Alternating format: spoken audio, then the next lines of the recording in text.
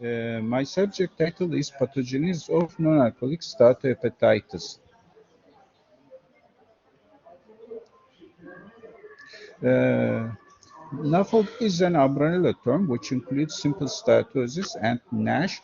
Simple steatosis is actually a benign condition which includes steatosis without hepatocyte injury in the liver.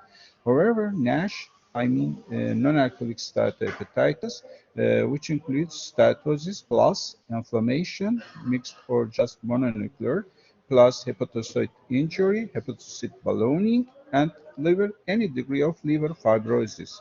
Sometimes NASH progresses to NASH-associated cirrhosis and NASH-associated hepatocellular cancer.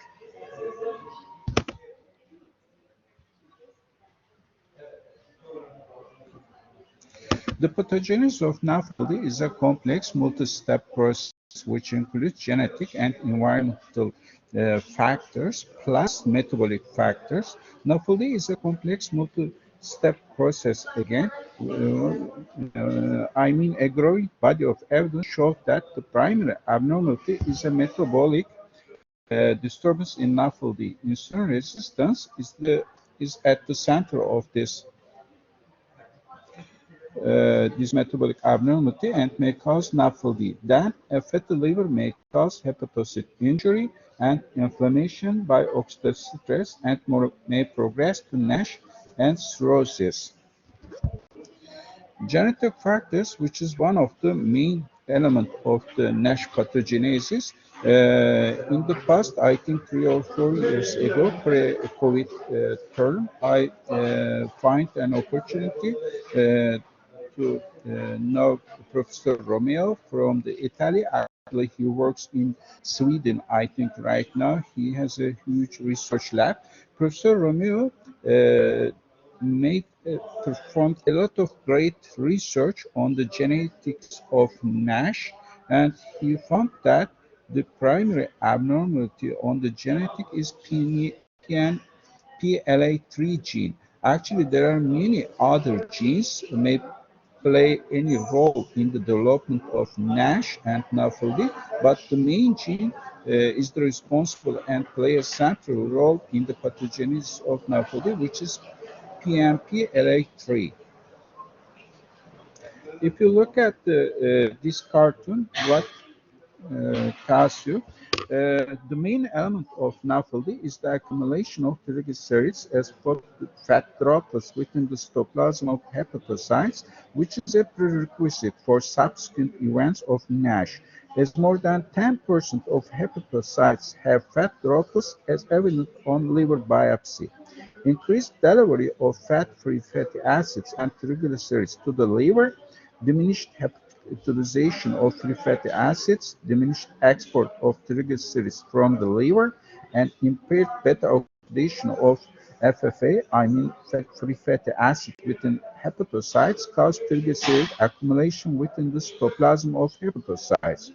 Excess carbohydrate, either from dietary sources or de novo gluconeogenesis in the liver, is also a major stimulus for de novo fatty acid synthesis in the liver.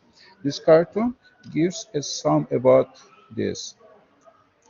If we turn back again, the PNPLA3 gene plays an important role in the pathogenesis of NASH. You can see on the top and left, PNPLA3 gene plays an important role, degradation of triglyceride acids turn into fatty acids and glycerol. And another factor is retinol ester. This hepatic stellate cell products actually plays an important role, turn simple steatosis to non-alcoholic steatohepatitis, which produce fibrosis in the liver. PNPLA3 gene, you can see, plays an important role on both of the way.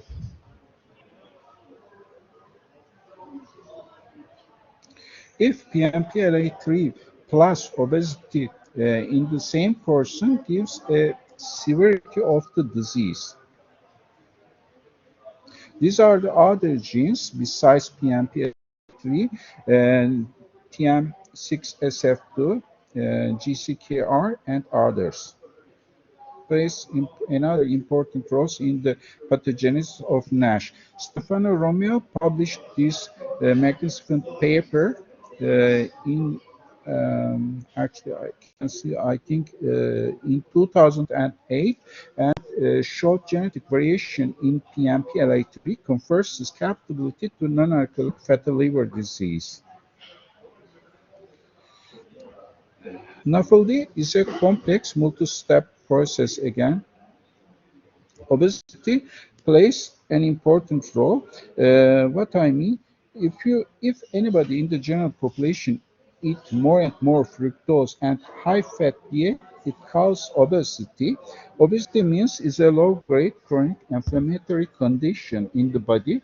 Obesity-related cytokines such as interleukin-6, adiponectin, leptin, and tumor necrosis factor alpha play important roles in the development of NAFLD.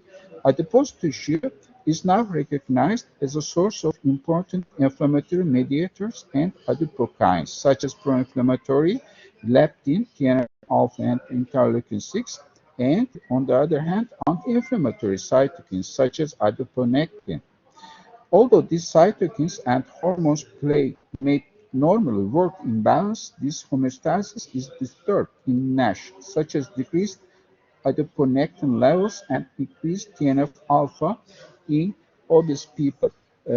Actually, visceral adipose tissue, how it produced these cytokines, if you think I think in 1999, two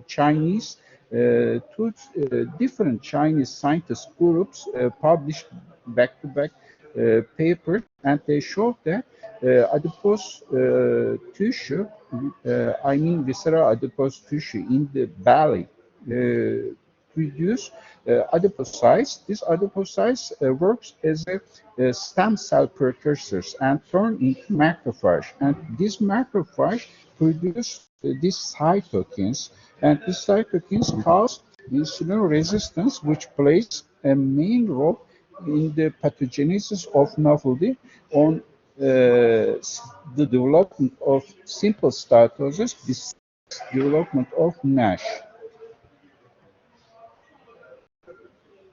These are the short of the cytokines, TNF-alpha, and some other ones. For example, free fatty acids, nuclear factor kappa beta ceramide, SOX, cytochrome, and lipid metabolites like deacylglycerol play important role in the development of NASH from the simple steatosis.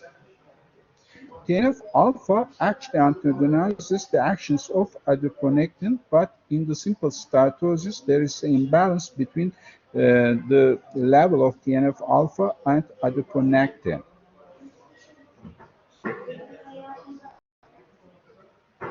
Adipokines is a good factor and against the development of steatosis and NASH.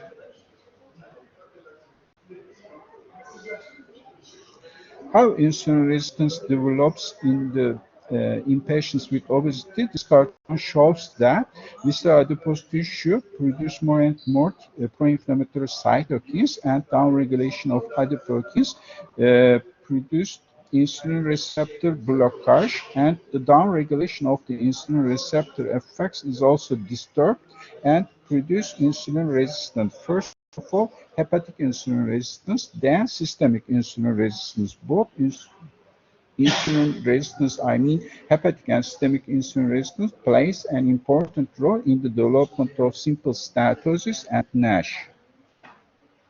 Fatty acid toxicity is another important factor, which is actually more important in the development of NASH from the simple steatosis. This cartoon also shows how free fatty acids cause hepatocyte death.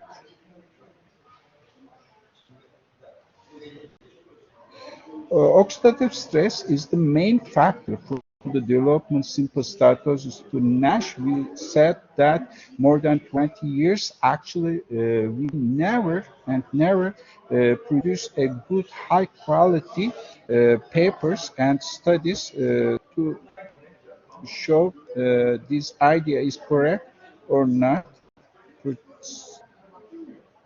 Now, finally, I would like to tell some words about my research in the United States. I worked in 2005, 6, and 7 under the supervision of Dr. Brent Guthrie, the chairman of the internal medicine right now in the St. Louis University.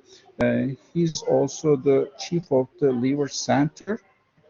Brand invited me to the United States to develop a NASH animal model to investigate the pathogenesis of NAFLD. In this one of these studies, we took 15-20 milligram mice initially, 5 mice in each cage, totally 6 cage in each group, one control group and other one feeding group. This slide shows the beginning of the research, our research study. This mice just 15-20 milligram, and you can see this gel water. This is the normal red show, actually not red show. This is the high calorie fat red show right now, produced as a formula brand developed. We fed the normal rice in the feeding group with trans fats and high fructose corn syrup, equivalent of commercial foods.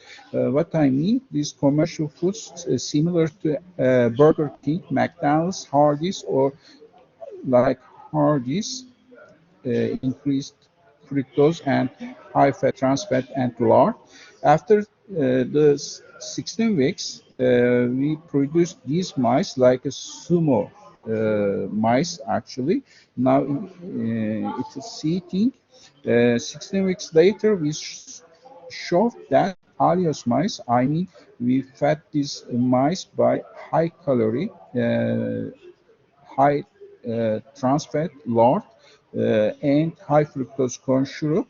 And we produced American life-induced obesity syndrome mice. We defined these mice, we called them alios.